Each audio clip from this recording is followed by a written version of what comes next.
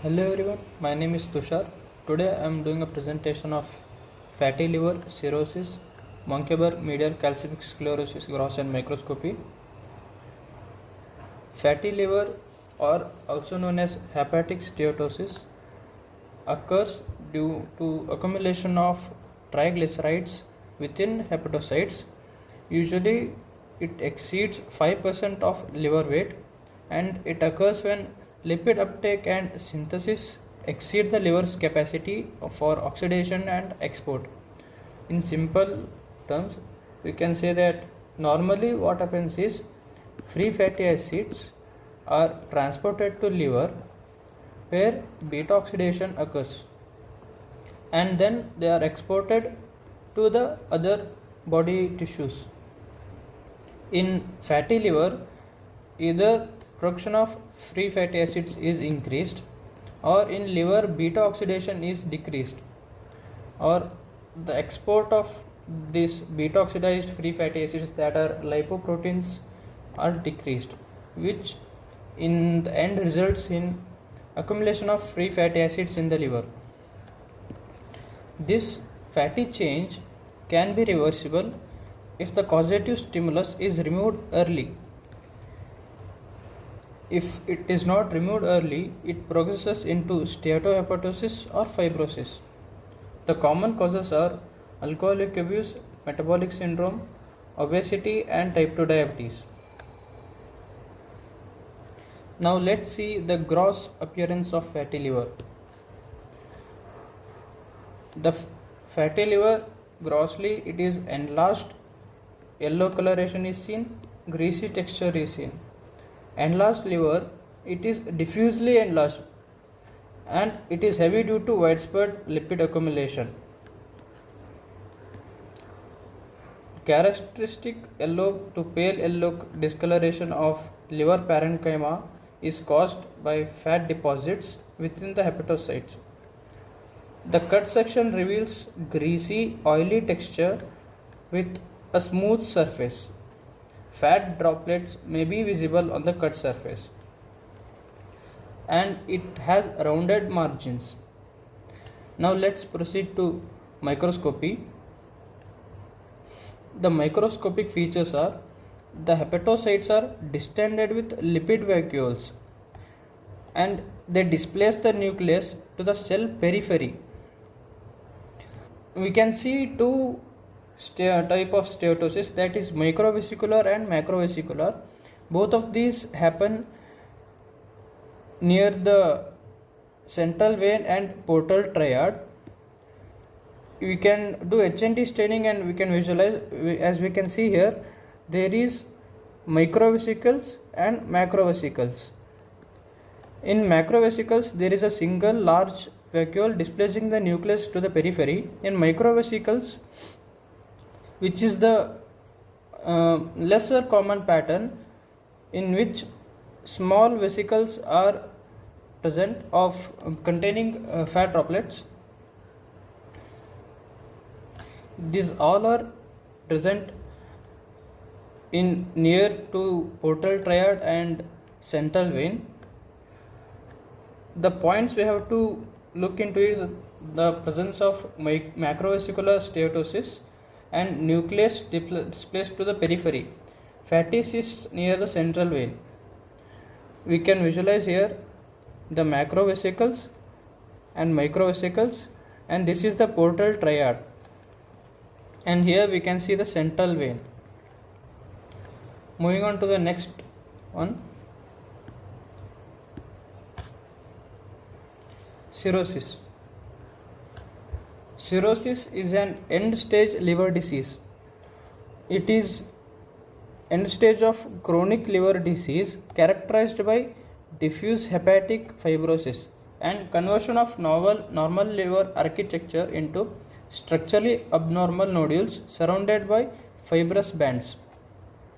The loss of normal lobular architecture results in severely compromised hepatic function and portal hypertension. Usually it happens due to chronic liver injury.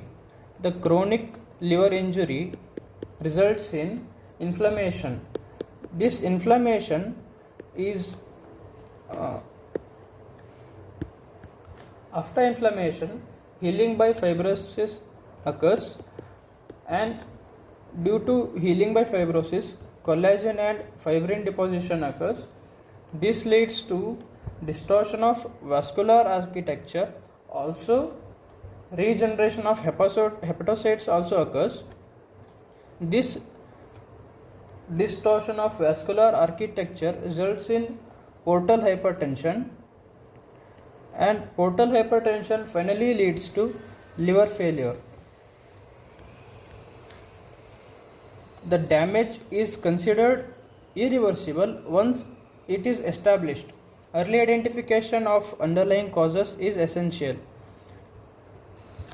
Causes of cirrhosis: chronic alcohol abuse, biliary diseases, metabolic diseases, also autoimmune and liver diseases.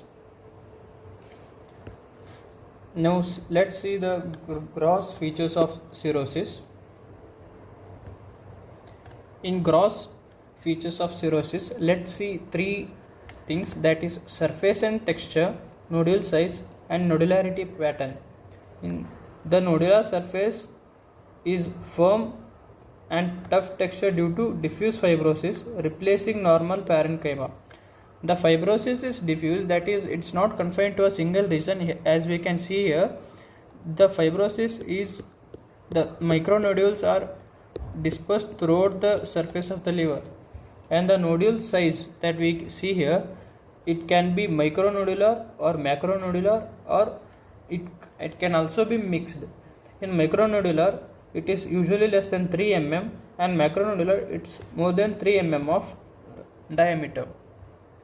The nodularity pattern, it can be uniform, irregular, also diffuse micronodular pattern, classic in alcoholic cirrhosis. Now let's move on to the microscopic appearance. The histological hallmarks of cirrhosis are: the fibrous septa divide the liver parenchyma into discrete regenerative nodules. Here we can see the fibrous septa is dividing the liver parenchyma. Normal lobular architecture is completely lost with no recognizable hepatic nodules or central veins within nodules. Ductular regeneration and bile duct proliferation are prominent within the fibrous septa. It is a key diagnostic feature. Here we can see the ductular proliferation within the fibrous septa. Fatty change may persist within hepatocytes. Uniform sized micronodules are devoid of central veins, a hallmark of micronodular cirrhosis on H&E staining. The fibrous septa and regenerative nodules, loss of normal lobular architecture and bile duct proliferation in septa are important points. In H&E staining, we can see there is fibrous septa and ductal proliferation can also be visualized. Moving on to the next topic. Now let us see Monckeberg medial calcific sclerosis. Here the medial arterial calcification without significant inflammation or luminal stenosis is seen. It does not usually cause ischemia due to negligible luminal stenosis. The arteries usually affected are tunica media of medium and small arteries. Intima remains uninvolved. The risk factors are diabetes, chronic kidney disease and aging populations. The exact cause behind this is unknown. It usually occurs due to degeneration of smooth muscle cells, and the degeneration of smooth muscle cells leads to a calcium deposition in the tunica media. This leads to the rigidity of the arterial wall due to calcium deposition in the tunica media, but the lumen remains patent, means that lumen doesn't shrink down, and the significant obstruction of blood flow is not seen since the lumen is patent. Moving on to the gross features of middle calcific sclerosis. Calcification is strictly confined to tunica media of medium and small muscular arteries. The intima remains entirely uninvolved. Here we can see the tunica intima is uninvolved and the tunica media is calcification is seen in tunica media.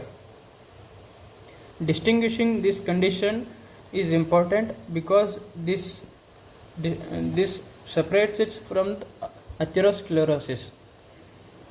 The arterial lumen remains patent with no significant stenosis. No inflammatory or infiltrate is present within the vessel wall.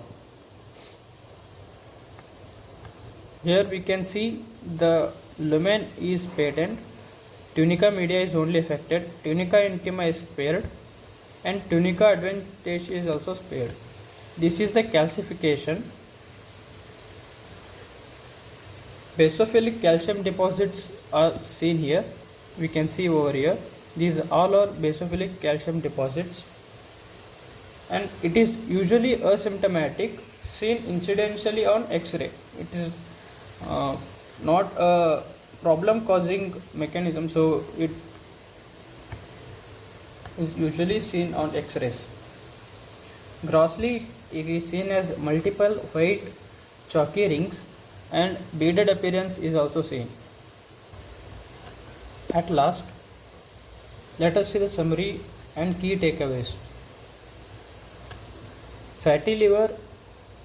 In fatty liver, triglyceride accumulation in hepatocytes and macrovascular pattern is most common. It is reversible if underlying cause is removed early. In cirrhosis, it is the end stage fibrosis with regenerative nodule formation. Irreversible architectural distortion of normal lobular structure is seen.